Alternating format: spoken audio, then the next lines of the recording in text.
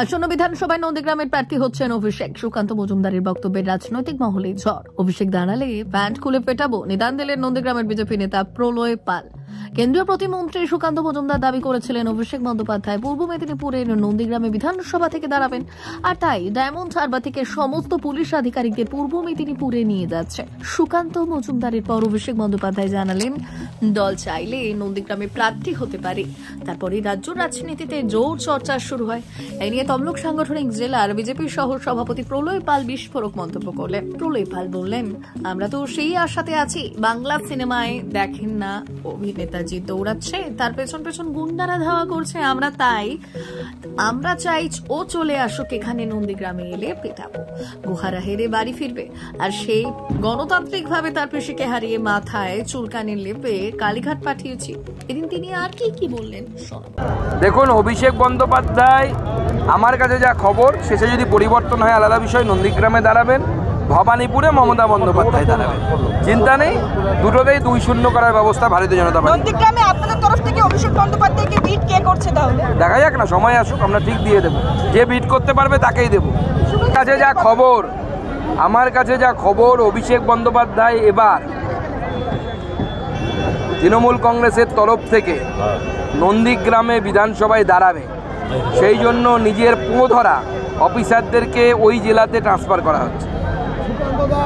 ওনার উপমুখ্যমন্ত্রী হওয়ার খুব শখ, সেই উপমুখ্যমন্ত্রী হবার জন্য উনি নন্দীগ্রামে বিধানসভায় দাঁড়াবেন বলে আমার কাছে খবর আছে। প্রস্তুতি নিচ্ছেন না, তাই জন্য বিভিন্ন সুকান্ত মজুমদারকে বলুন, ওটা ওনার মনের সুপ্ত বাসনা হতে পারে, কিন্তু তৃণমূলের আভ্যন্তরীণ বিষয়টা তৃণমূলের উপর ছেড়ে দিক। আমাকে দল যেভাবে যেখানে কাজে লাগাবে আমি সেখানে সেভাবে কাজ করব। আমাকে যদি বলে নন্দীগ্রামে দাঁড়াও, আমি দাঁড়াবো। আমাকে যদি বলে দার্জিলিংয়ে দাঁড়াও, আমি দাঁড়াবো। আমি অন রেকর্ড বলছি। আর সুকান্ত মজুমদার যদি অতই পারদর্শী হতো তাহলে 8000 ভোটে জিততো না।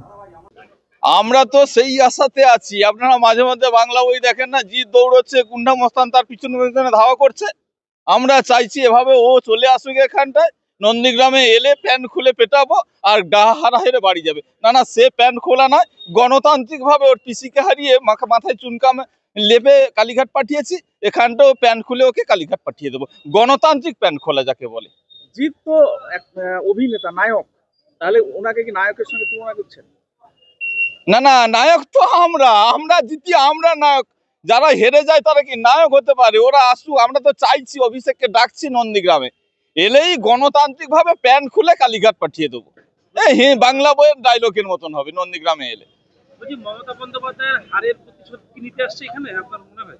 মমতা বন্দ্যোপাধ্যায় জানে নিজে দাঁড়িয়ে হেরেছে, অতএব সে একা কেন তহসিলবে, তার পরিবারের আর একজন সদস্য আছে, সে যেন অনুরূপ ভাবে এভাবে নন্দীগ্রামে এসে দাঁড়িয়ে মাথায় চুনকালি লেপে বাড়ি চলে যায়।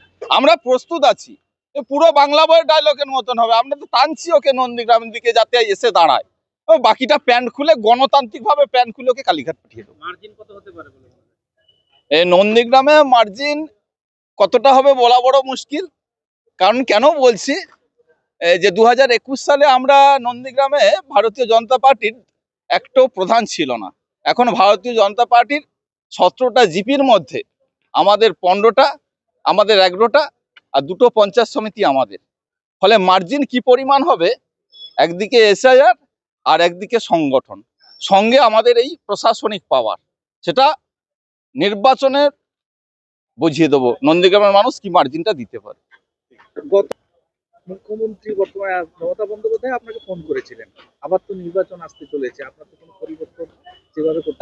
ভুলভাল ফোন করে। আমরা রাষ্ট্রবাদী, আমরা রাষ্ট্রের হিতে লোভ লালসার শিকার হই না, যার জন্য ভুল জায়গায় ফোন করে ফেলেছেন। উনি ভেবেছেন যে উনার মতনই তৃণমূল কংগ্রেসের মতনই বিজেপির নেতারা রাষ্ট্রবাদের কথা চিন্তা করে, ব্যক্তি স্বার্থের কথা চিন্তা করে না। করলে অনেক আগেই করে নিতে পারতাম।